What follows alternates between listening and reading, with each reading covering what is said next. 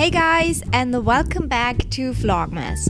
Now Christmas time is busy and this recipe has saved my ass a couple of times, so I wanted to share it with you. You want to start out by cutting down your onion, just peeling it and cutting it into small bits.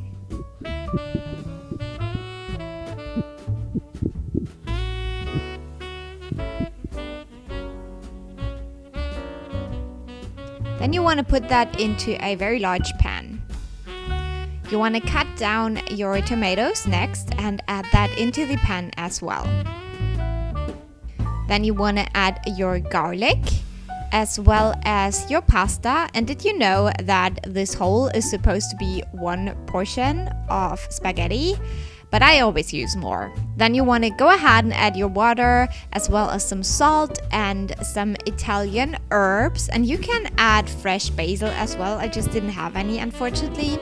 And then you want to let that cook on medium heat for as long as it takes to absorb all the water into the pasta.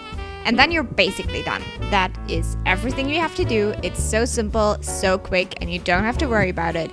I love this recipe. I hope you give it a try. I hope it saves your evening. And I will talk to you soon. Bye.